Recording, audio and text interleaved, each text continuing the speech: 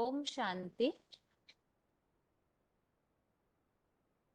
भगवत गीता श्लोक क्लास में आज बेसिक कोर्स है। बेसिक कोर्स में हम टॉपिक समझ रहे हैं, परमात्मा सर्वव्यापी नहीं है। और अभी तक के क्लासेस में हमने इसके काफी सारे प्रमाण समझे हैं, जो दुनिया में विशेषकर भक्ति मार्ग वाले जो भी भक्त है, जो भगवान के प्रति श्रद्धा भावना रखते हैं। द्वापर युग से जब भगवान को ढूंढा गया और भगवान नहीं मिले, तो ये एक गलतफहमी फैल गई है कि भगवान सब जगह कण कण में व्यापी है। लेकिन वास्तव में भगवान को इस तरह से सब जगह व्यापी मानना, ये भगवान की ग्लानि करना है, डिफेम करना है, भगवान को गालियां देने जैसा हो जाता है। क्योंकि कोई भी बच्चे अपने पिता को गधा, कुत्ता, बिल्ली, सर्प नहीं कहेंगे, लेकिन मनुष्यों ने सभी पिताओं का भी पिता पूजते मुझ भगवान को इस तरह से सब जगह व्यापी मानकर सबसे बड़ी भूल की, जिसका दुष्परिणाम मनुष्यों का बुद्धियोग भटकता गया और साथ ही में भगवान की ग्लानि करने के कारण सबसे ज्यादा पतन हुआ है।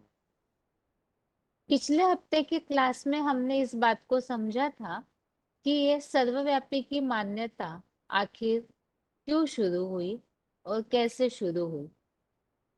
क्योंकि जो वेद है उसमें तो ये लिखा है कि हे भगवान, हम पहले आपको सर्वव्यापी नहीं मानते थे, लेकिन अब मानने लगे हैं। तो उसका कारण क्या है? द्वापर युग से सात्विक अवस्था में द्वापर के दुख नहीं था। जैसे जैसे जन्म मरण के चक्र में मनुष्य आते गए, तो दुख बढ़ने लगे, अवस्थाएं नीचे गिरने लगी, तो भगवान को ढूंढने लगे, भक्ति शुरू हो गई। लेकिन जब भगवान नहीं मिले, ऋषि मुनि, साधु सन्यासी या ऐसे जो भी मनुष्यों की तुलना में अपने को महान कहलाने वाले जो है, वो भी तो है मनुष्य, जो कि जन्म मरण के चक्र में आते हैं। और ऐसे जो जन्म मरण के चक्र में आने वाले हैं, तो वो भी भगवान का अंत नहीं पा सकते हैं।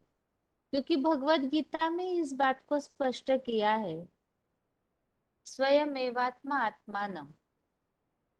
भगवान स्वयं ही अपना आकर के परिचय देते हैं। उनका परिचय और कोई भी मनुष्य मात्र नहीं दे सकते हैं।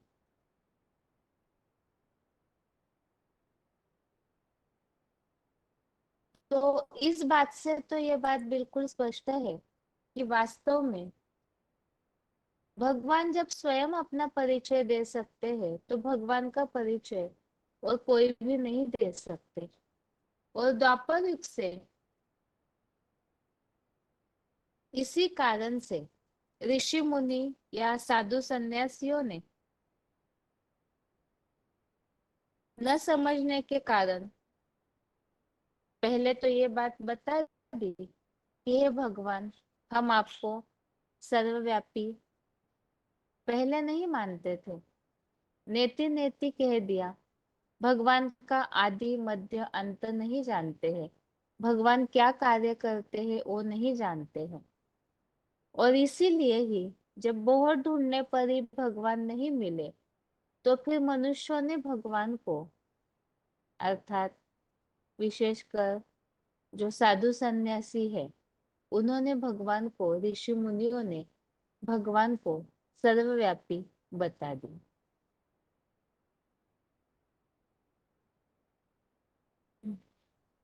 इसी बात के लिए ही हमने पिछले हफ्ते एक कहानी भी सुनी थी, लोमड़ी और अंगूर की। बहुत ऊंचे पेड़ पर अंगूर लगे हुए हैं और लोमड़ी उन अंगूरों तक नहीं पहुंच पाती है, तो लोमड़ी अपने आप को समझाने के लिए यही कह देती है कि अंगूर खट्टे हैं। इसी तरह से द्वापर युग में जब मनुष्यों ने भगवान को बहुत ढूंढा, तो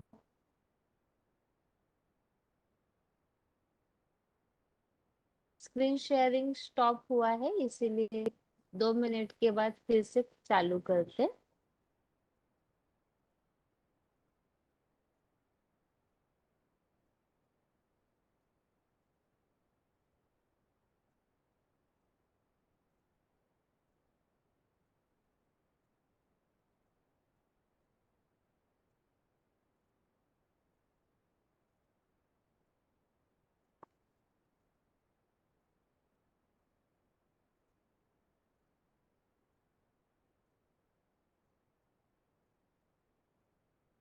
तो हम इस बात को समझ रहे थे अभी,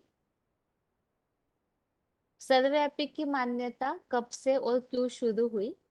इसके लिए हमने पिछले हफ्ते एक कहानी समझी थी, लोमड़ी और अंगूर की, कि अंगूर को पाने के लिए लोमड़ी ने बहुत प्रयास किया, लेकिन अंगूर नहीं मिले। तो अपने आप को तसल्ली देने के लिए उसने ये समझा कि अंगूर खट्टे हैं।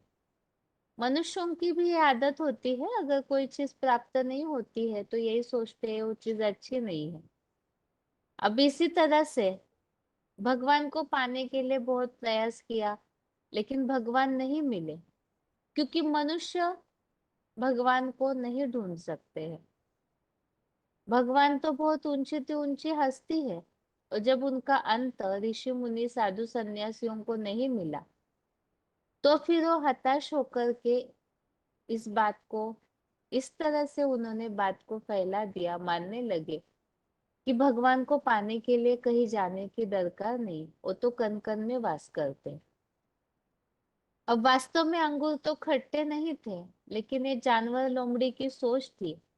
इसी तरह से भगवान सर्वव्यापी है, ये बात भी किसी जानवर बुद्धि प्रधान मनुष्यों की सोच है, क्योंकि ऊंच से ऊंच एक का वो मनन चिंतन मंथन नहीं कर पाते। तो इस तरह से ये मान्यता वास्तव में द्वापर युग से ही, मध्यांतर से शुरू हो जाती है, क्योंकि दुख भी शुरू हुआ तो साथ में भगवान के पाने की आवश्यकता भी मनुष्यों को लगी, लेकिन भगवान नहीं मिले, तो फिर भगवान को कण कण में व्यापी मान लिया। इस बात को हमने समझा है कि केवल हिंदुओं में ही नहीं, बल्कि और धर्म वाले भी पहले तो भगवान को सर्वव्यापी नहीं मानते थे। अल्लाह अर्थात ऊंच से ऊंच है यही समझते थे, लेकिन धीरे धीरे उन्होंने भी भगवान को जर्रे जर्रे में है ऐसे कह दिया। अब ये बात तो हमने समझी कि भगवान सर्वव्यापी नहीं है, लेकिन ये मान्यता क्यों और कब से शुरू हुई। तो क्यों शुरू हुई, इसका कारण हमने समझा। द्वापर युग से भगवान को बहुत ढूंढा, भगवान नहीं मिले, तो फिर हताश होकर के इस बात को समझ लिया गया कि भगवान सभी जगह व्यापी है, कण कण में व्यापी है। और कब से शुरू हुई इसे भी हमने समझा। शुरुआत में वेदों में तो ये बात उल्लेखित है कि हे भगवान, पहले हम आपको सर्वव्यापी नहीं मानते थे, इसका मतलब बाद में मानने लगे।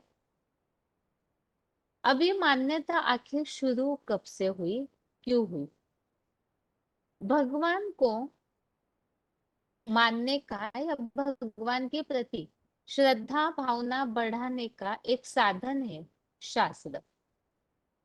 इन शास्त्रों के द्वारा ही मनुष्यों को रास्ता मिल रहा था द्वापर युग से, क्योंकि उस समय तो भगवान इस सृष्टि पर थे नहीं। सृष्टि चक्र का चित्र हमने समझा है और इस बात को भी स्पष्ट समझा है भगवान केवल एक ही बार इस सृष्टि पर आते हैं कलयुग के अंत में। तो स्वाभाविक है द्वापर युग में तो भगवान सृष्टि पर नहीं थे, और इस कारण से ही शास्त्रों के आधार से जो सृष्टि चलने लगी, तो शास्त्र भी तो मनुष्यों के बनाए हुए हैं। तो उसमें से भी मुख्य शास्त्र है श्रीमद् भगवत गीता। श्रीमद् भगवत गीता में जो उल्लेखित एक बात है, इस बात को गलत फहमी से लेने के कारण उसका अर्थ गलती से उठाया गया, गलत उठाया गया, और इसी कारण से ये सर्वव्यापी की जो बात है वो फैलना शुरू हो गया। वो बात क्या है, इसे हम आज के क्लास में समझते हैं।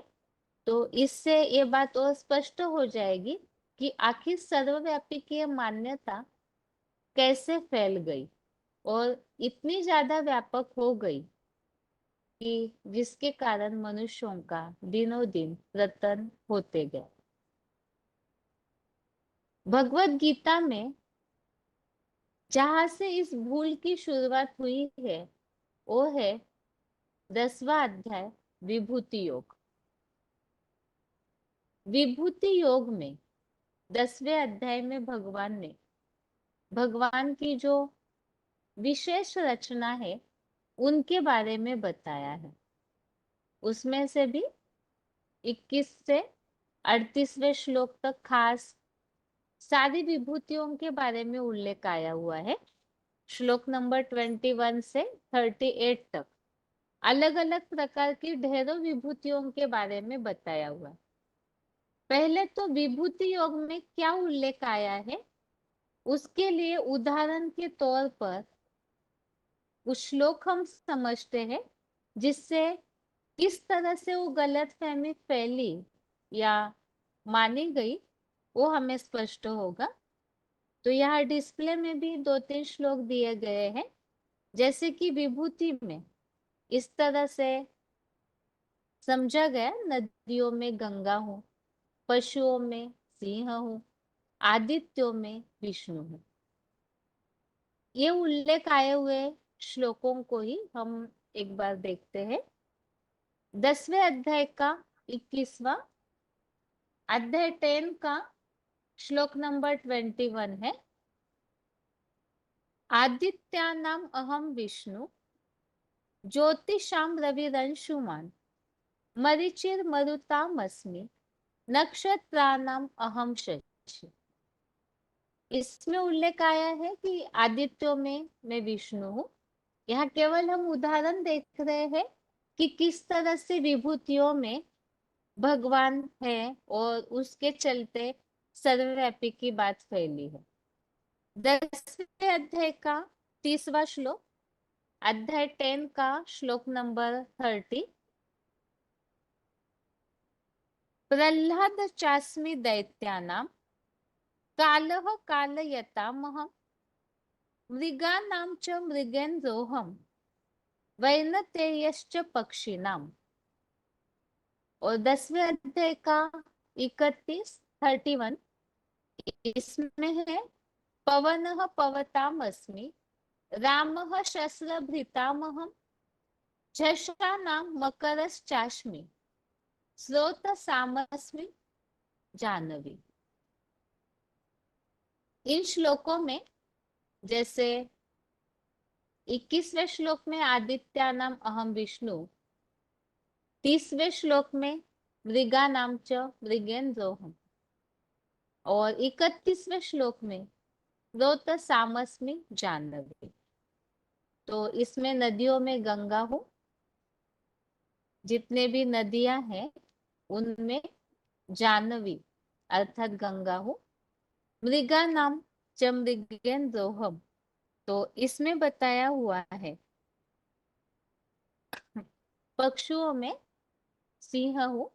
ऐसे वैनतेयश्च पक्षी नाम, पक्षियों में मयूर हूँ, आदित्यों में विष्णु हूँ। ऐसे काफी सारे बातें बताई है। जैसे शस्त्र धारण कर्ताओं में राम हूँ,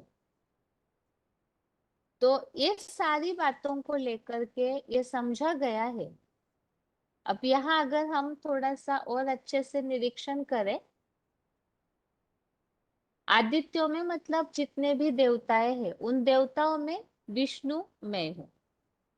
जितने भी पशु हैं, जानवरों की जितनी भी कैटेगरीज है, उनमें सिंह मैं हूँ।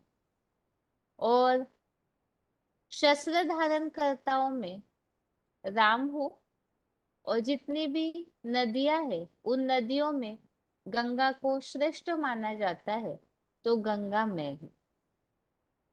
तो इन बातों को पढ़ने से तो ये समझ में आ रहा है, जैसे परम पिता परमात्मा भिन्न भिन्न योनियों की श्रेणियों के रूप में अपनी उपस्थिति को बता रहे हैं। मतलब ये जितने भी 21वें श्लोक से 38वें श्लोक है तक बहुत सारी अलग अलग बातों का उल्लेख आया हुआ है।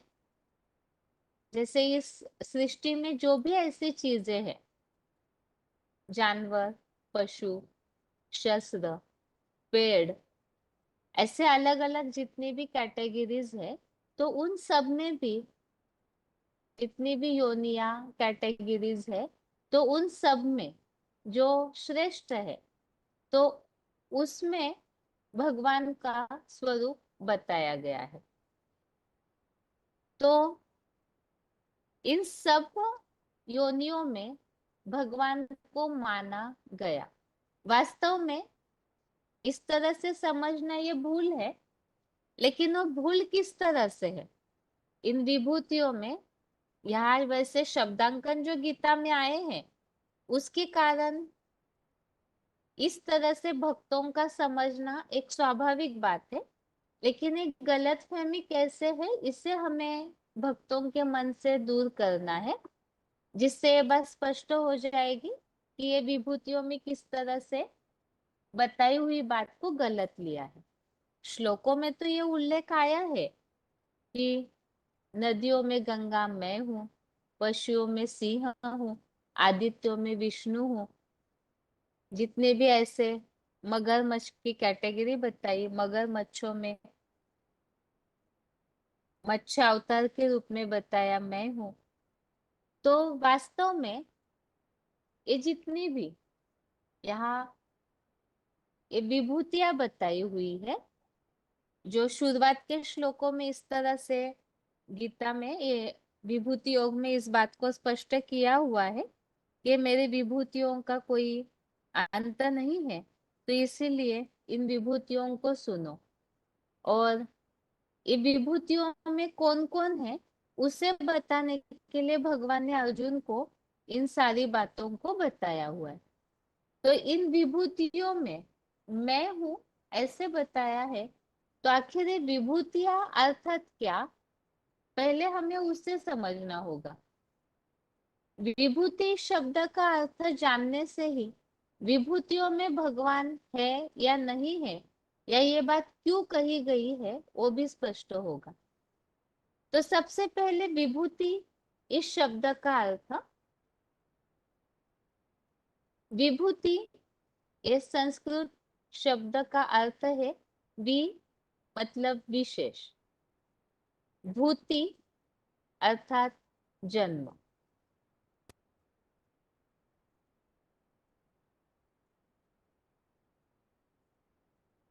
तो विभूति अर्थात विशेष रूप से जन्म लेने वाला। जब जन्म ही विशेष है, तो ये बात तो स्पष्ट है कि वह केवल परम पिता की बात है, जो अजन्मा होते हुए भी पर काया प्रवेश करके दिव्य अलौकिक जन्म लेते हैं। बाकी सभी का जन्म जो है वो साधारण जन्म है, क्योंकि शारीरिक जो भी जन्म है सभी का, वो जैसे प्रक्रिया प्रकृति के द्वारा नोंधी हुई है, उस द्वारा सभी का साधारण जन्म होता है, शारीरिक जन्म। लेकिन भगवान जो है वो अजन्मा है। और विशेष बात 10वें अध्याय में शुरू में इस बात को भगवान ने स्पष्ट किया है, जो 10वें अध्याय के 3रे श्लोक में बताया हुआ है कि मैं अजन्मा हूँ, अनादि हूँ, और जो इस बात को जानता है वो फिर पापों से मुक्त होता है। तो यहाँ स्पष्ट किया हुआ है 10वें अध्याय में शुरू में ही कि भगवान तो अगर्भा और अजन्मा है, और वो प्रभवम अर्थात उनका प्रकृष्ट जन्म होता है, एक अलग दिव्य अलौकिक जन्म है। तो और मनुष्यों की तुलना में भगवान का जन्म अलग है। तो ये स्वाभाविक बात है कि जितने भी मनुष्य शारीरिक प्रक्रिया से गर्भ से जन्म लेते हैं वो साधारण जन्म है, और परम पिता का जो जन्म है वो दिव्य जन्म है, प्रभावशाली जन्म जिससे कहा गया है। तो बाकी सभी का जो जन्म है वो साधारण शारीरिक प्रक्रिया के तौर पर होता है, तो उसमें विशेष क्या है? और जब विशेष नहीं है तो विभूतियां कैसे है? और विभूति में सर्वव्यापी कैसे हो सकता है? अब यहाँ इस बात को हमें पहले स्पष्ट समझना होगा कि भगवान का जन्म जो है वो दिव्य जन्म है, और बाकी सभी का जो जन्म है वो साधारण जन्म होता है। यहाँ अलग अलग योनियों में भगवान का वास बताया गया है। तो इतना जो वास है, तो ये सारी विभूतियां बताई हुई है। तो इन विभूतियों में ऐसे खास क्या है जो उन्हें विभूतियां बताया हुआ है? अभी इसे हम आगे समझते हैं। आगे है,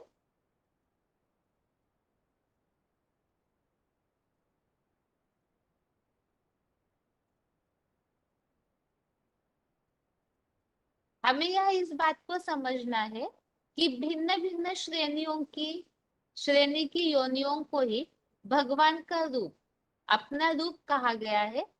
सभी परम पिता परमात्मा नहीं है। जितने भी अलग अलग कैटेगरीज है उनमें भी जो कोई श्रेष्ठ चीजें हैं उनमें भगवान का रूप कहा गया है। अर्थात जितनी भी नदियां हैं उन सब नदियों में मैं हूँ ऐसे नहीं कहा।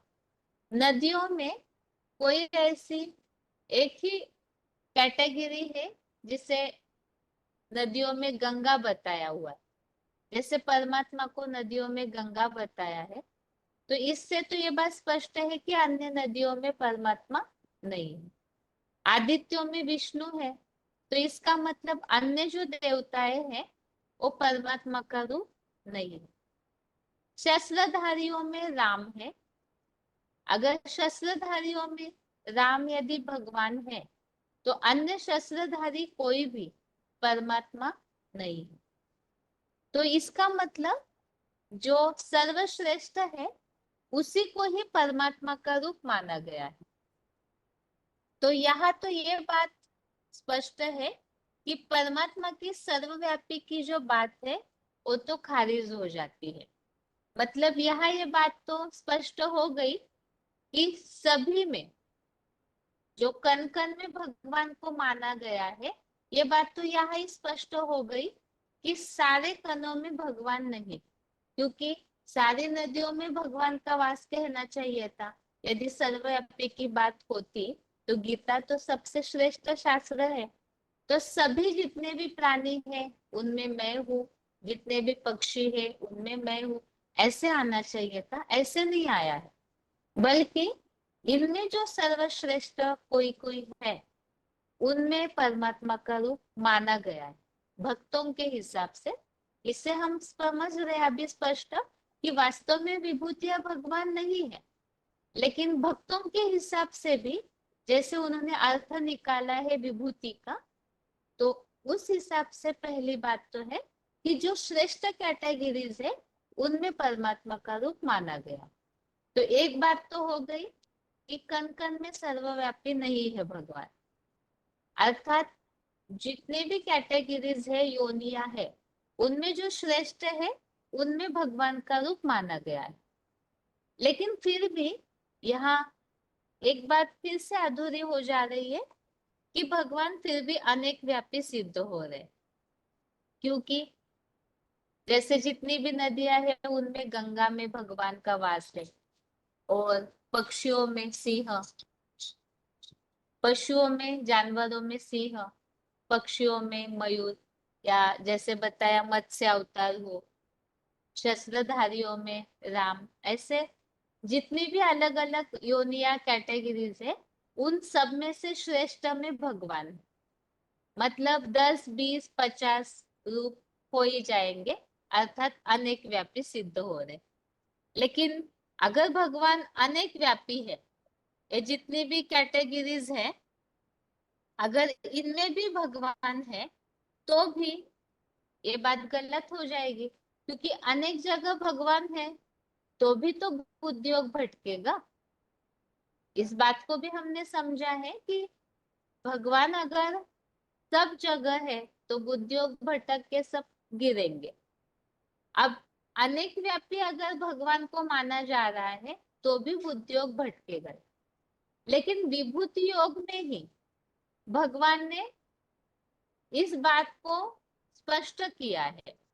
10वें अध्याय में ही 41 नंबर जो श्लोक है, उस श्लोक में इस बात को स्पष्ट किया हुआ है।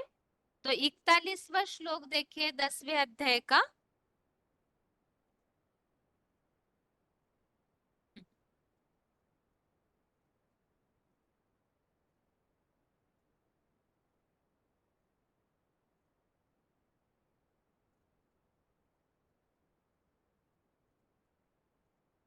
श्लोक है, यत् यत् विभूति मत्सत्वम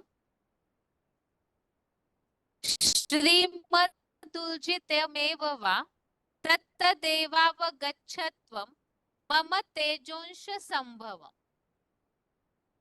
श्लोक फिर से,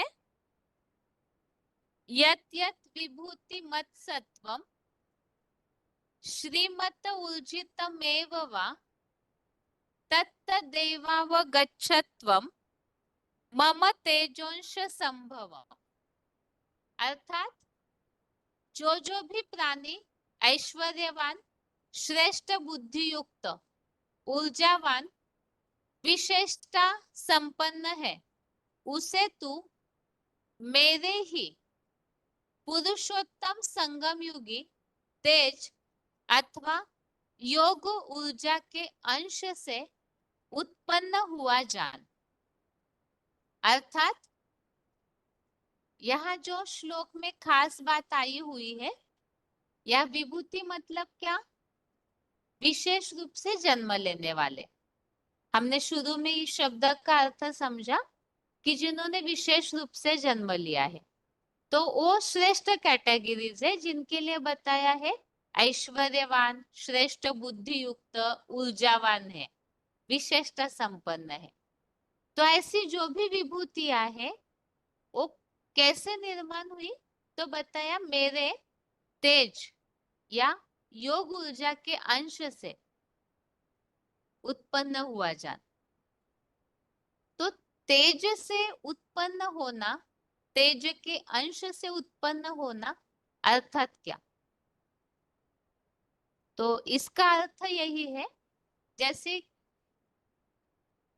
किसी सुंदर, बलिष्ठ या बुद्धिमान व्यक्ति को अपने समान पुत्र प्राप्त हो, तो यही कहा जाता है कि पुत्र को यह तेज अपने पिता से प्राप्त है। कोई बच्चा अगर बहुत पावरफुल है, प्रतिभाशाली है, होशियार है, तो ये माना जाएगा या तो पिता की जो भी शक्ति या गुण है वो बच्चे में जाते हैं, तो वो जो बच्चा तेजस्वीवान तैयार हुआ है, पैदा हुआ है, तो यही माना जाता है कि बच्चे को अपने पिता से ये तेज प्राप्त हुआ है। उस व्यक्ति के अनेक बच्चे होने पर भी उसकी जिम्मेदारी उठाकर उसके सपनों को पूरा करने वाले, उसको गौरवान्वित करने वाले पुत्र को ही वह अपना मानता है अपना रूप समझता है। अर्थात अगर कोई पिता को है 4-5 बच्चे, लेकिन उनमें से कोई एक बच्चा ऐसा है जो उनकी सारी शक्ति को, तेज को, बुद्धिमत्ता को पूरी तरह से ले लेता है, तो उस पिता को अपने उसी बच्चे पर ज्यादा गर्व होगा और यही समझेगा कि ये मेरा अपना रूप है। अब पिता की शक्ति बच्चे में ट्रांसफर हुई है, लेकिन कोई भी ऐसे तो नहीं कहेगा ना कि ये पिता और बच्चा एक है। कहने वाले, देखने वाले तो यही कहेंगे, ये पिता से इस बच्चे में शक्ति आ गई है, ये तेजस्वीपना, बुद्धि, होशियारी जो भी है वो पिता से आई हुई है। लेकिन कोई भी पिता और बच्चे को एक नहीं मानेगा। यहाँ फिर से इस बात को स्पष्ट करते हैं, हम ये उदाहरण इसलिए समझ रहे हैं विभूतियों संबंधित। विभूतियां भी इसी तरह से विशेष रूप से जन्म ली हुई है। जैसे कोई पिता के बच्चे ने विशेषता अपने पिता से ग्रहण कर ली, इसी तरह से विभूतियां भी है जो विशेष रूप से जन्म ली हुई है। तो यहाँ पर भी जैसे पिता और पुत्र को एक नहीं माना जाएगा, भले पिता की तरह बच्चे में शक्ति आ गई हो, लेकिन फिर भी उनका जो अस्तित्व है, व्यक्तित्व, पर्सनालिटी, वो अलग होगी या नहीं होगी? अलग ही होगी। दोनों के शरीर अलग, तो वो जो पर्सनालिटी है वो अलग है। तो इससे ये बात स्पष्ट है, यहाँ हमने ये उदाहरण इसलिए समझा है कि वास्तव में हम सभी भगवान के बच्चे हैं।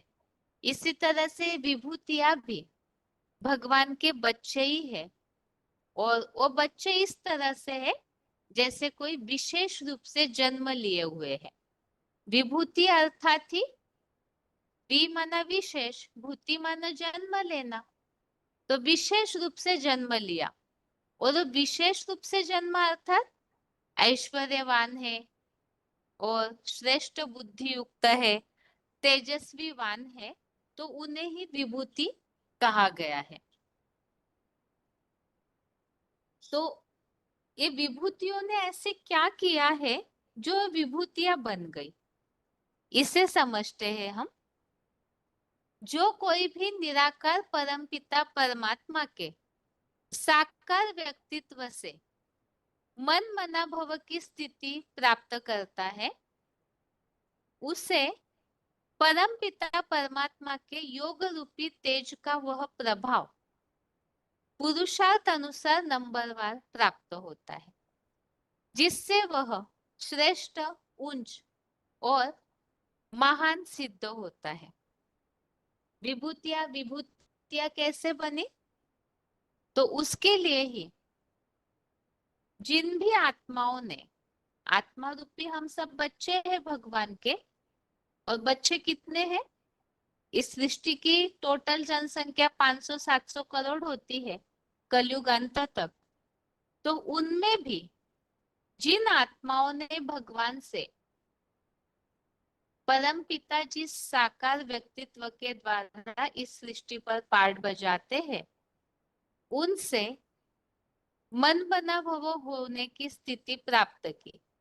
अर्थात जितना जितना अव्यभिचारी याद किया, उसी आधार से मन मना भव की स्थिति को प्राप्त करते। अर्थात पूरी तरह से मन भगवान से जोड़ लेते हैं। 10वें अध्याय में इस बात को भी स्पष्ट किया है। जो ये बात ऐसे बताई हुई है, मच्चित्ता मद्गत प्राणा बोधयंत परस्परम कथयंतश्च माम नित्यम तुष्यन्ति च रमन्ति च। अर्थात विभूतियों में ये बात भी स्पष्ट की है भगवान ने कि जो मेरे में ही मन लगाते हैं, मेरे बारे में ही वार्तालाप करते हैं, तो वो फिर आनंद मनाते, संतोष पाते हैं। अर्थात भगवान में ही जिन्होंने अपना मन लगाया, इस सृष्टि को पूरी तरह से अपने बुद्धि से हटाकर अव्यभिचारी याद की, तो भगवान को याद कर लिया, तो भगवान से इस तरह से योग ऊर्जा को, योग रूपी तेज को अपने अपने पुरुषार्थ अनुसार प्राप्त करते। जितना बुद्धि का योग जोड़ा, उतनी शक्ति प्राप्त की, और उसी आधार से वो उसी नंबर से श्रेष्ठ, उच्च और महान सिद्ध होते हैं। और ये जो महान सिद्ध होना है उन आत्माओं का, विभूतियों के बारे में हम समझ रहे हैं। ये विभूतियां विशेष रूप से जन्म लेती है, अर्थात क्या? अर्थात यही कि उन्होंने भगवान से, जो भी विशेष रूप से जन्म लेने वाली ऐसी श्रेष्ठ आत्माएं हैं, उन्होंने भगवान से अपना बुद्धि का योग इतना जोड़ा अव्यभिचारी रूप से कि भगवान से वो योग ऊर्जा का तेज मनमना भव होकर के प्राप्त करते हैं। और उस आधार से पुरुषोत्तम संगम युग में ऐसी आत्माएं जब भगवान इस सृष्टि पर कार्य करते हैं, तो उच्च महान सिद्ध होते हैं। ये उनका योग के द्वारा, योग की शक्ति के द्वारा जो महान बनना है, ऐसा पुरुषार्थ उन्होंने किया। ये उनका महान बनना ही वास्तव में आध्यात्मिक प्रत्यक्षता रूपी जन्म है, और यही विशेष जन्म ही उन्हें विभूति के रूप में सिद्ध करता है, विभूति कहलाता है। ये विभूतियां जो है, ये तो स्पष्ट हो गया कि विभूतियां मतलब विशेष रूप से जन्म लेने वाले परम पिता परमात्मा के आत्मा रूपी बच्चे हैं, जिन्होंने याद से भगवान के द्वारा शक्ति प्राप्त की और ऐसा विशेष जन्म ले लिया। तो इसी प्रकार जो सर्वश्रेष्ठ है, अर्थात जिन्होंने सबसे ज्यादा अव्यभिचारी याद की भगवान को पहचान कर, तो ऐसी आत्माएं याद शक्ति को प्राप्त करके योग ऊर्जा के तेज को अपने में धारण करके ऐश्वर्यवान बन जाते हैं। जो 41वें श्लोक में, अध्याय 10 के श्लोक नंबर 41 में हमने समझा, जो कोई भी प्राणी ऐश्वर्यवान, श्रेष्ठ बुद्धि युक्त और ऐसे शक्तिवान बन जाते हैं, तो वो मेरे योग ऊर्जा के अंश से उत्पन्न हुआ जान। तो इसी बात को हमने समझा कि यही विभूतियां है जो भगवान की योग ऊर्जा से उत्पन्न हुए हैं। तो ये सर्वश्रेष्ठ है, उन्हें ही क्या कर दिया, परम पिता का रूप माना गया। अब भगवान के बच्चे हैं, लेकिन उनमें भगवान है, वास्तव में यही क्या हो गई, सबसे बड़ी भूल हो गई। जैसे अभी अभी हमने एक उदाहरण समझा, अगर कोई पिता से बच्चे को तेज प्राप्त हुआ, होशियारी, बुद्धि प्राप्त हुई, कोई ये तो नहीं कहेगा कि पिता और बच्चा एक है। व्यक्तित्व, पर्सनालिटी तो अलग अलग ही होगी। इसी तरह से यहाँ भी ये जो भी विशेष रूप से जन्म लेने वाली कोई श्रेष्ठ महान आत्माएं हैं, जो योग शक्ति को ज्यादा धारण करती है, तो उनको भगवान मानना वास्तव में ये भी एक मूर्खतापूर्ण भूल है। अर्थात ये जो भी श्रेष्ठ कैटेगरीज है, वो भगवान की योग ऊर्जा से उत्पन्न हुए हैं, लेकिन भगवान नहीं है। उन्होंने नंबरवार अपने अपनी क्षमता अनुसार भगवान से शक्ति प्राप्त की है।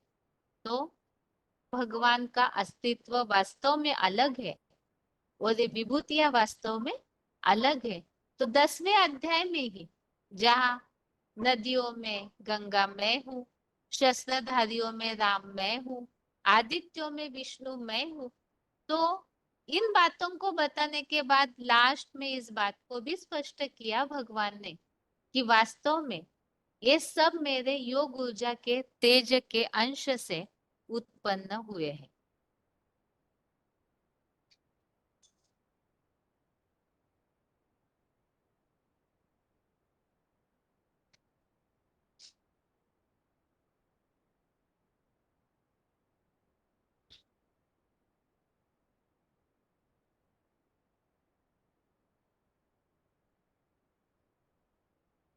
नेटवर्क प्रॉब्लम के कारण स्क्रीन शेयरिंग स्टॉप हुआ है, इसलिए थोड़ा सा इंतजार कीजिए, फिर से आगे की बात समझना शुरू करते हैं।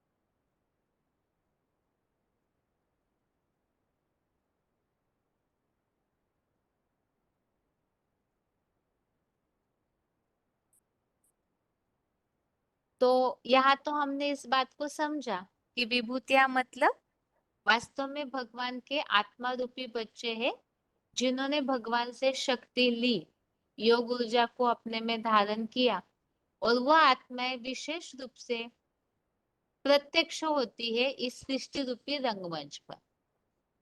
अर्थात जितनी भी 500-700 करोड़ मनुष्य आत्माएं हैं, उनमें से कुछ एक ही ऐसे हैं जो भगवान को पहचान कर अव्यभिचारी याद करके ऐसी शक्ति धारण करते, और वही विभूतियां कहलाई गई है। तो भगवत गीता के आधार से हमने इस बात को तो समझा है कि ये विभूति अर्थात आत्मा रूपी बच्चे जो विशेष रूप से जन्म लेते हैं। अभी इसी बात को हम मुरलियों में जहां जहां विभूतियों के बारे में स्पष्टीकरण दिया हुआ है, उस द्वारा समझते हैं। सबसे पहले तो है VCD नंबर 2601, VCD नंबर 2601। विभूति माने, वि माने विशेष, भूति माने ऐश्वर्यशाली। वार्तालाप नंबर 1687, डिस्कशन नंबर 1687। वि माना विशेष, भूति माना रचना, उत्पन्न हुई रचना विभू। उन्होंने अर्थ लगा दिया सर्वव्यापी। सर्वव्यापी का अर्थ नहीं है विभू से बनता है विभूति, अर्थात विशेष रूप से जिन्होंने जन्म लिया तो वही विभूति बन गए, और उन विभूतियों को भक्ति मार्ग वालों ने सर्वव्यापी के रूप में समझ लिया। VCD number 2474, VCD number 2474। इस सृष्टि रूपी रंगमंच का पर्दे के पीछे रहकर पार्ट बजाने वाला शिव सुप्रीम सोल आता है, ज्योति बिंदु निराकार, और वो आकर के जो ज्ञान सुनाता है, जानकारी देता है अपनी मनुष्य सृष्टि के बाप की। शिव इस सृष्टि पर आते हैं, जो कि सदैव इस सृष्टि रूपी रंगमंच पे पर्दे के पीछे रहकर पार्ट बजाते हैं, क्योंकि वो तो डायरेक्टर है। वो इस सृष्टि पर आते हैं और ज्ञान सुनाते हैं, और ज्ञान में जानकारी देते हैं। किस बात की?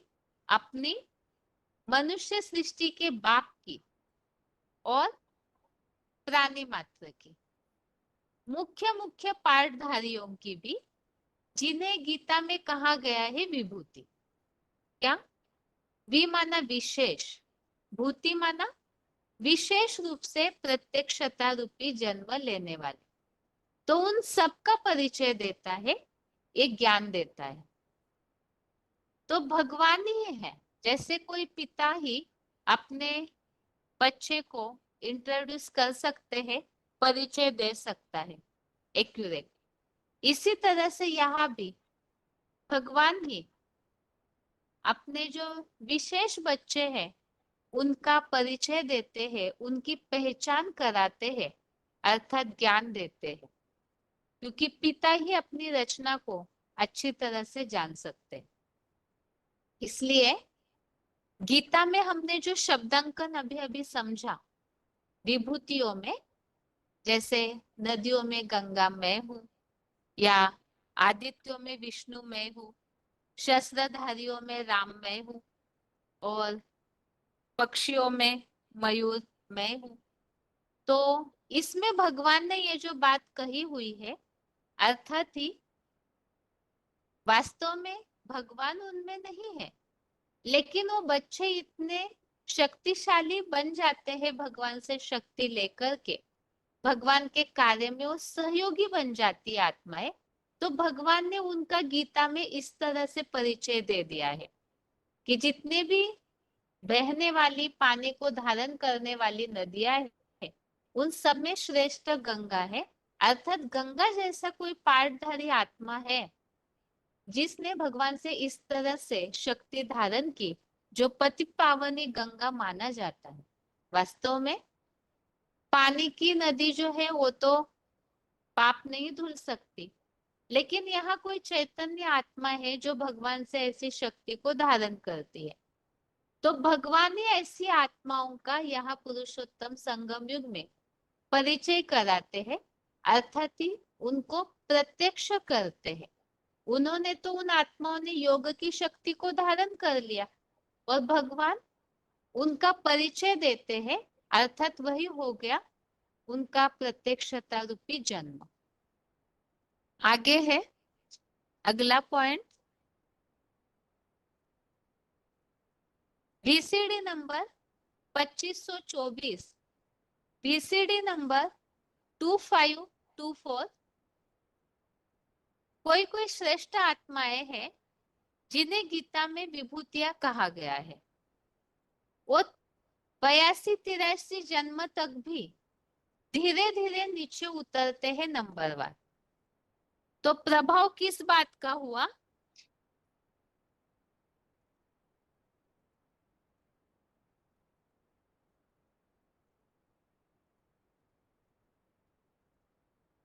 तो प्रभाव किस बात का हुआ कि कोई तेजी से नीचे उतर जाते हैं, राक्षसों के संग में आकर जल्दी राक्षस बन जाते हैं, और कोई नहीं बनते हैं। मनुष्यता रहती है, इंसानियत रहती है कम से कम। तो ये बात, तो ये किस बात का कमाल है? किस बात का कमाल हुआ? याद का कमाल हुआ।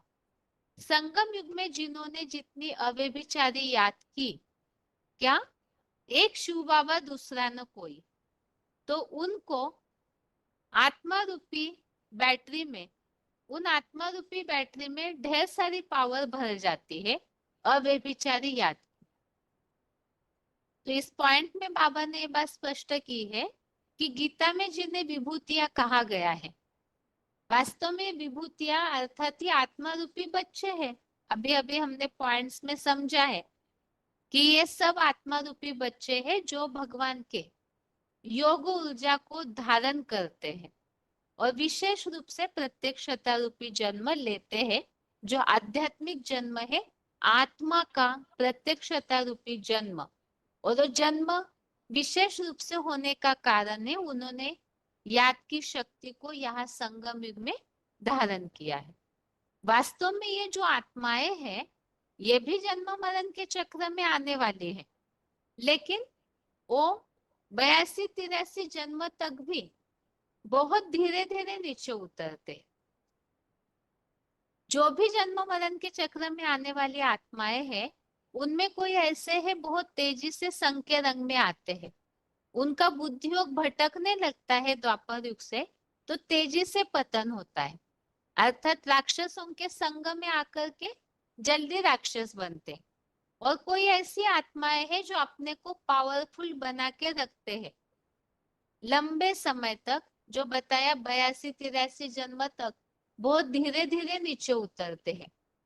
तो एक तो है तेजी से पतन होने वाली आत्माएं, एक है धीरे धीरे पतन होने वाले।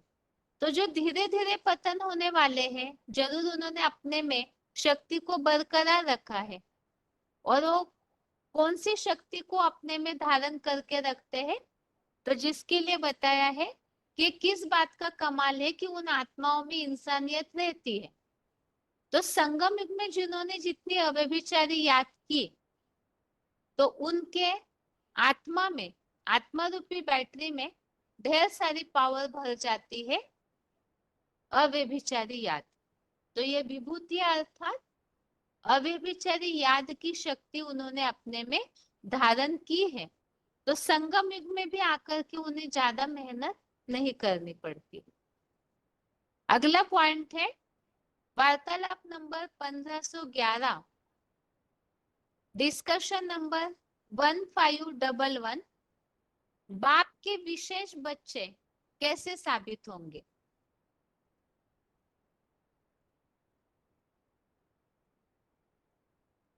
यहाँ हम बात समझ रहे हैं विभूतियों की, ये विशेष रूप से जन्म लेने वाले हैं।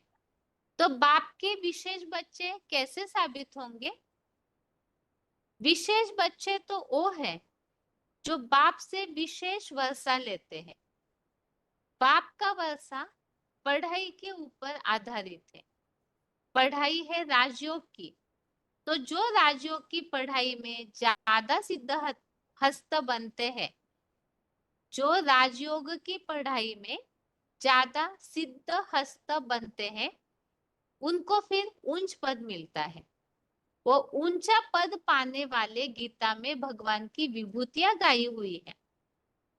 यह विशेष आत्माएं गाई हुई है जो सारी सृष्टि के संचालन के निमित्त बनती है और विनाश काल में भी सारी दुनिया के ऊपर राज्य करती हुई देखी जाएगी।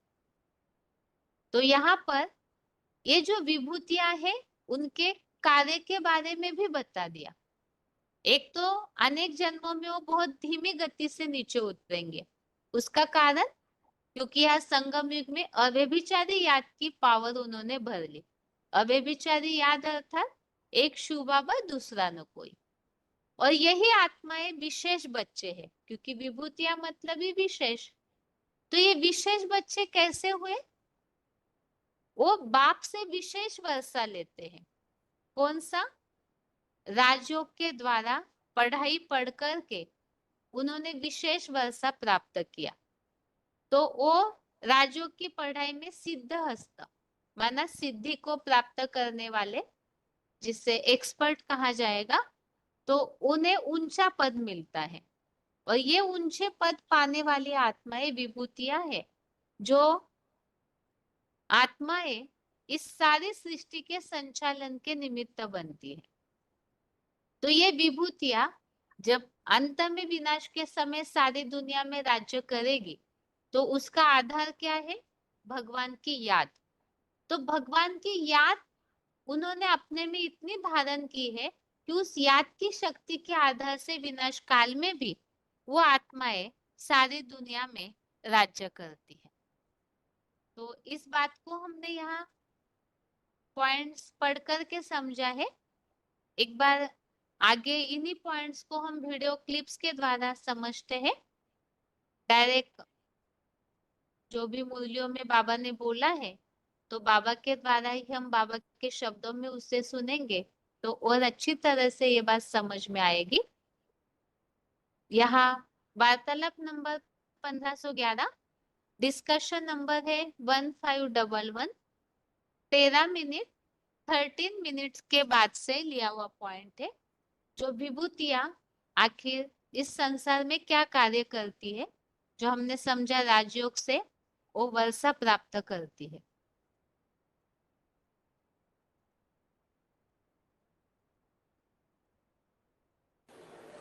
विशेष बच्चे तो वो हैं जो बाप से विशेष वर्षा लेते हैं।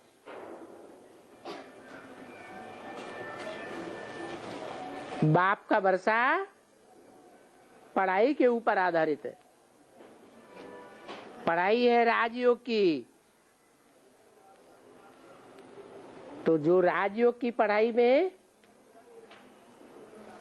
ज्यादा सिद्धहस्त बनते हैं उनको फिर ऊंचा पद मिलता है। वो ऊंचा पद पाने वाले गीता में भगवान की विभूतियां गाई हुई, विशेष आत्माएं गाई हुई हैं जो सारी सृष्टि के संचालन की निमित्त बनती हैं।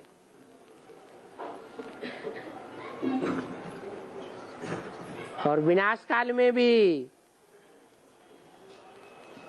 सारी दुनिया के ऊपर राज्य करती हुई देखी जाएंगी। अगला पॉइंट है, विभूतियों ने याद की पावर आत्मा रूपी बैटरी में भरी है। वीसीडी नंबर 2524, वीसीडी नंबर 2524 1 घंटा के बाद से लिया हुआ पॉइंट है। कोई श्रेष्ठ आत्माएं हैं जिन्हें गीता में विभूतियां कहा गया है, वो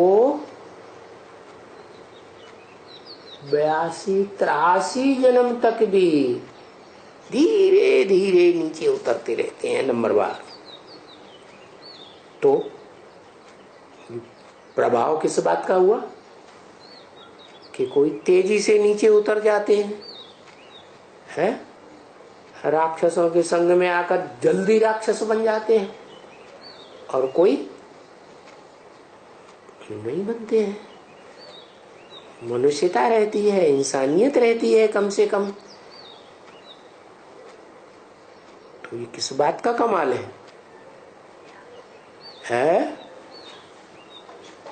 किस बात का कमाल हुआ?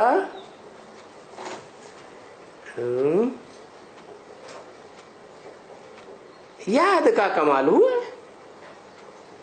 संगम युग में जिन्होंने जितनी व्यभिचारी याद की, क्या एक शिव बाबा दूसरा न कोई,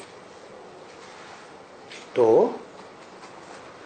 उनको आत्मा रूपी बैटरी में ढेर सारी पावर भर जाती है। क्या अब व्यभिचारी याद की।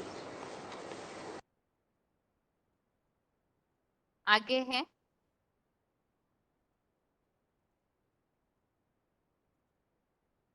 तो हमने इस बात को अभी अभी समझा कि अव्यभिचारी याद की पावर विभूतियां भर लेती है, और इसी आधार से वो आत्माएं 82-83 जन्म तक भी बहुत धीरे धीरे उतरते हैं। और विशेष बात तो यह है कि यही आत्माएं पुरुषोत्तम संगम युग में अंत में विनाश काल में भी सारे सृष्टि के संचालन के निमित्त बनती है।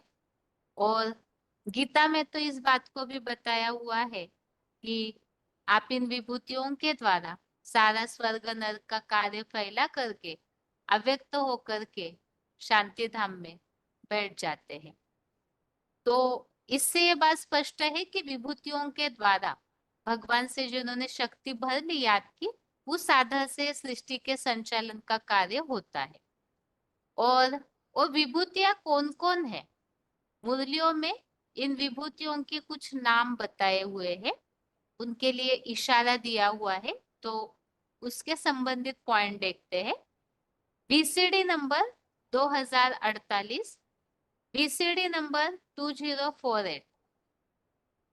ब्रह्मा से जब सृष्टि रची गई तो कोई कान से पैदा हुआ, कोई नाक से पैदा हुआ, कोई मुख से पैदा हुआ, कोई आंख से पैदा हुआ, कोई हृदय से पैदा हुआ, कोई हाथ से पैदा हुआ।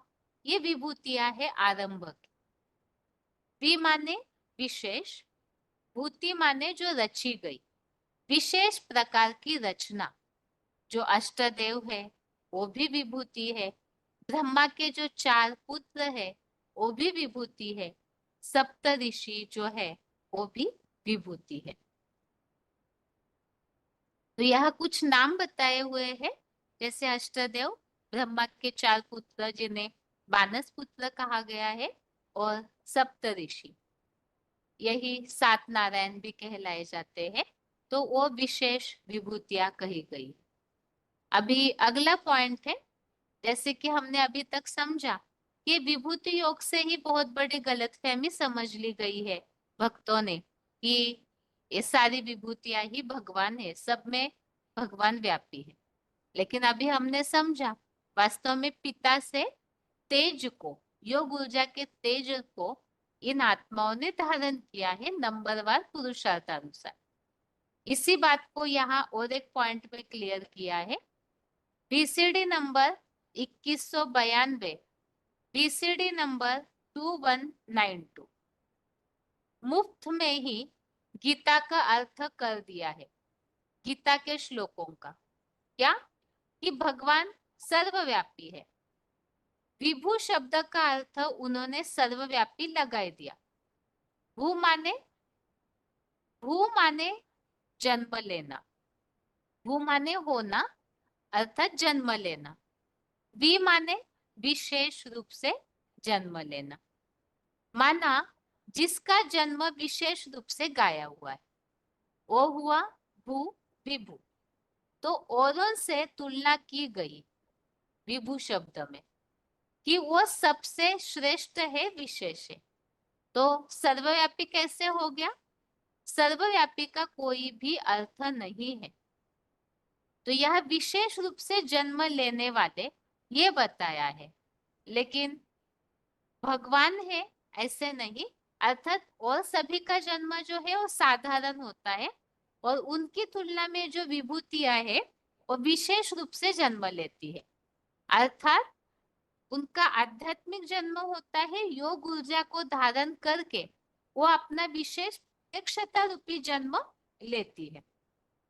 अर्थात और साधारण भाषा में वो आत्माएं भी वास्तव में जन्म मरण के चक्र में आने वाली है ही, लेकिन अंतिम जन्म तक भी उनमें इंसानियत बरकरार रहती है। अर्थात तो कुछ न कुछ जो याद की शक्ति उन्होंने पहले ही कल्प में भरी, तो अंतिम जन्म तक भी वो शक्ति रहती है। तो वो आत्माएं संगम युग में आने पर भी भगवान को पहचान लेती है, तो भगवान से अव्यभिचारी याद से शक्ति भर लेती है, तो विशेष रूप से जन्म होता है। अब विशेष रूप से जन्म होना वास्तव में इसे सर्वव्यापी नहीं कहा जाएगा। यही बात इस पॉइंट में स्पष्ट की है। अभी इसी पॉइंट के वीडियो क्लिप सुनते हैं।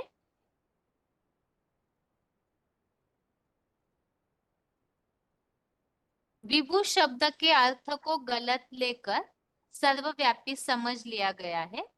BCD number 2192, BCD number 2192 52 minute 52 minutes के बाद से लिया हुआ पॉइंट है। सर्वव्यापी बताई दिया। अरे मैं एक व्यापी होकर के मुकर्रर रथ में आता हूं, तब अच्छे से याद कर किया जा सकता है, या सर्व में व्यापी होकर के आऊंगा तो अच्छे से याद कर सकेंगे? है? बुद्धि का भटकाव कब होगा? सर्वव्यापी मानेंगे तब होगा, या एक व्यापी समझेंगे तब होगा? सर्वव्यापी कहने से बुद्धि का भटकाव हो गया, सबकी बुद्धि निम्नगामी हो गई। तो भला सर्वव्यापी है तो क्या बहुतों की जयंती मनानी चाहिए? 500-700 करोड़ मनुष्यों की जयंती मनानी चाहिए?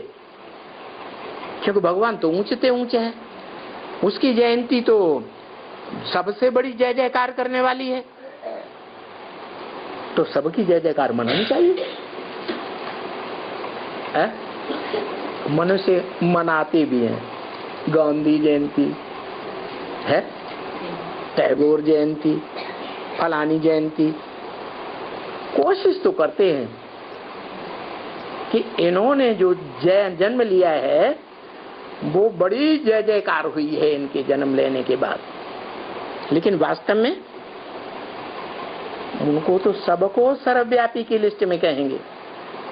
मैं तो सिर्फ एक में व्यापक होकर के आता हूं, क्योंकि सर्वव्यापी का तो कोई अर्थ ही नहीं निकलता।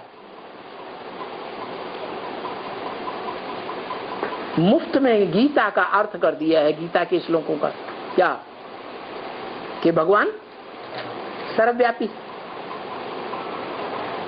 विभू शब्द का अर्थ उन्होंने सर्वव्यापी लगा दिया।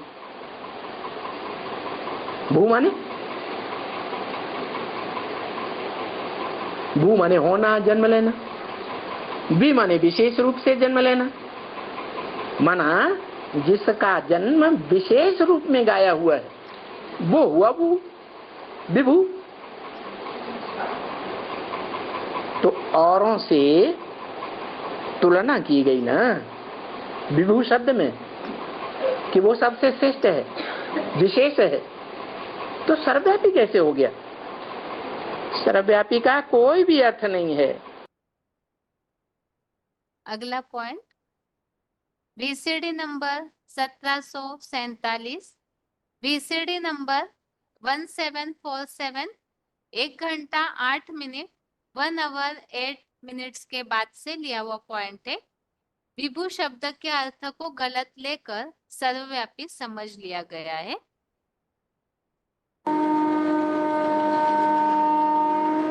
और गीता में सर्वव्यापी कहना, ये लंबा चौड़ा एकदम गपोड़ा है, कचरा है। तो मनुष्यों की गीता में कहीं भी सर्वव्यापी शब्द आया है? आया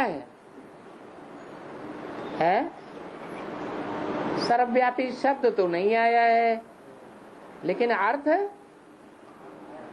सर्वव्यापी का लगाई दिया। विभू का अर्थ सर्वव्यापी लगाई दिया। वि माने विशेष रूप से, भू माने उत्पन्न होने वाला,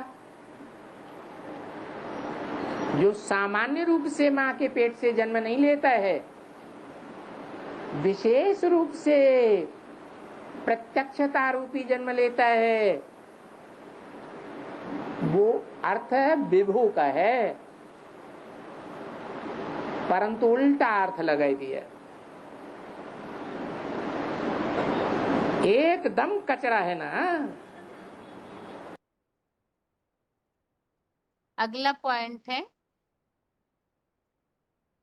अंत में सबके बुद्धि में याद व्यापक हो जाती है, इसीलिए वास्तव में सर्वव्यापी समझ लिया गया। हम इस टॉपिक को समझ रहे थे कि भगवान सर्वव्यापी की मान्यता कब से शुरू हुई। तो आज की क्लास में हमने इस बात को स्पष्ट समझा है कि वास्तव में शुरू में सर्वव्यापी नहीं माना जाता था, लेकिन बाद में सर्वव्यापी कहने लगे। और उसका कारण क्या है? ये गलतफहमी कहाँ से शुरू हुई? भगवत गीता के विभूति योग इस अध्याय से। और विभूति योग इस 10वें अध्याय में जहाँ कहीं भी इन बातों का उल्लेख आया है कि जितनी भी श्रेष्ठ योनिया श्रेणियां हैं, तो उनमें मैं हूं, ऐसे जो शब्द आया है गीता में, उससे ही गलतफहमी हो गई।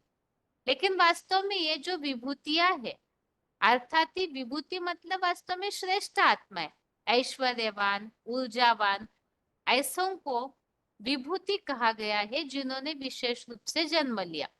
तो ये विभूतियों में भगवान को व्यापी मान लिया।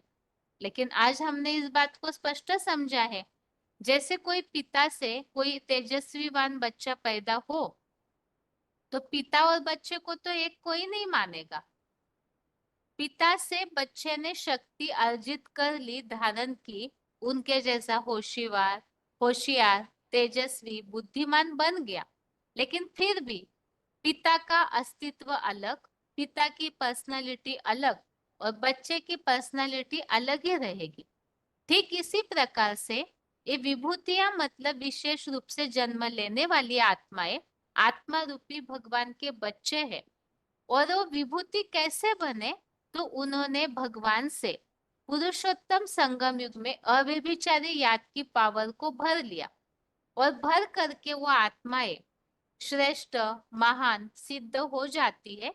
ये सिद्ध होना, प्रसिद्ध होना अर्थात प्रत्यक्ष होना ही ये विभूतियों का प्रत्यक्षता रूपी जन्म है।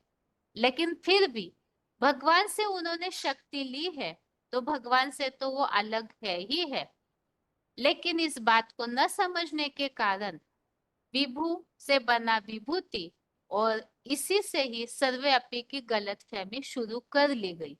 वास्तव में आज हमने इस बात को समझा है, विभूतियां कोई भगवान नहीं है, वो भगवान के शक्तिशाली ऊर्जावान बच्चे हैं।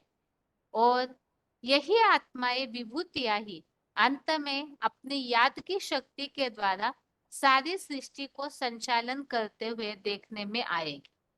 और वो जो याद है भगवान की जिन जिन में नंबरवार व्यापी हो जाती है, तो वो याद के आधार से ही ये गलतफहमी फैल गई कि भगवान सर्वव्यापी है। वास्तव में भगवान सभी में व्यापी नहीं है, बल्कि भगवान की याद सभी में नंबरवार व्यापी हो जाती है।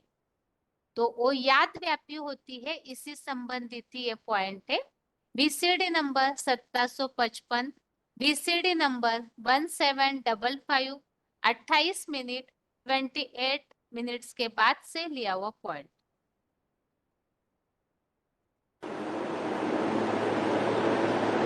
भक्ति मार्ग में सर्वव्यापी मानते हैं ना, तो कहाँ की यादगार है?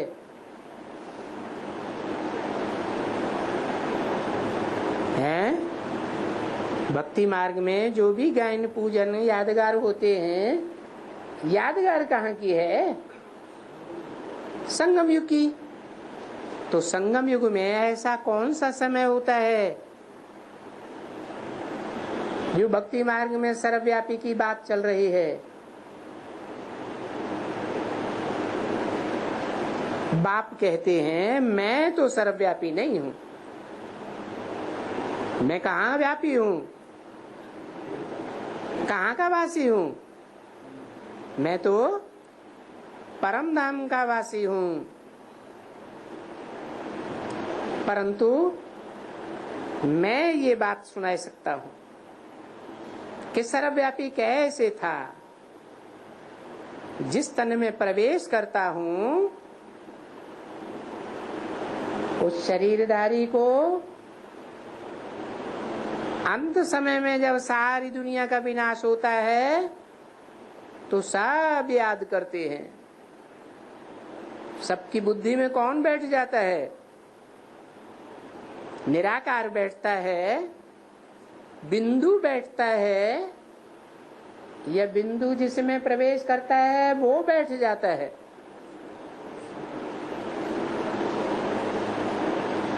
कौन सबकी बुद्धि में व्यापक हो जाता है?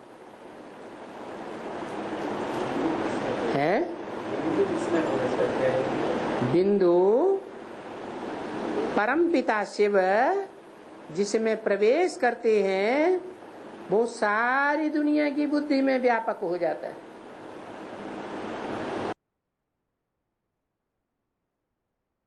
तो इस तरह से इस बात को हमने आज के क्लास में समझा है कि किस तरह से भगवान की याद सभी में नंबरवार व्यापी हो जाती है।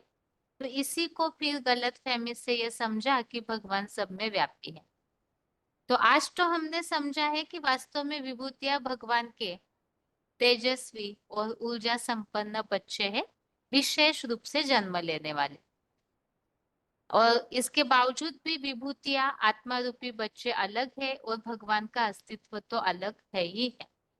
अगले हफ्ते के क्लास में हम और एक उदाहरण के द्वारा इस बात को अच्छे से समझेंगे, किस तरह से आत्मा रूपी बैटरी भगवान से शक्ति लेती है।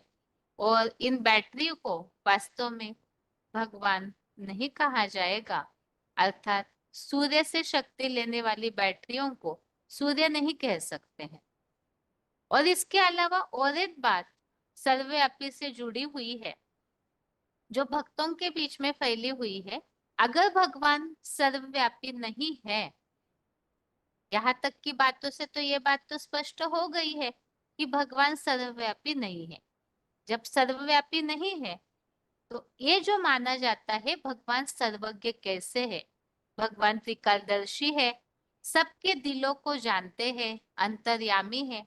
भक्त भी इस बात को मानते हैं कि भगवान तो एक एक के दिल को जानता है। तो कैसे जानते हैं?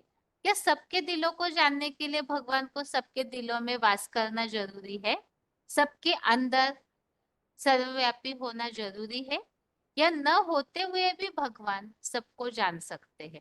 और भगवान सबके दिलों को जानते हैं या नहीं, उनको जानना जरूरी है या नहीं है, इन सब बातों को हम अगले हफ्ते की क्लास में समझेंगे। आज के लिए बेसिक कोर्स का ये टॉपिक, विभूतियों में वास्तव में भगवान व्यापी नहीं है, बल्कि भगवान की योग ऊर्जा व्यापी है, और इसी को गलतफहमी से सर्वव्यापी मान लिया है। इस बात को हमने समझा है, और इसके साथ ही आज के लिए गीता क्लास यहाँ पूरा करते हैं। ओम शांति।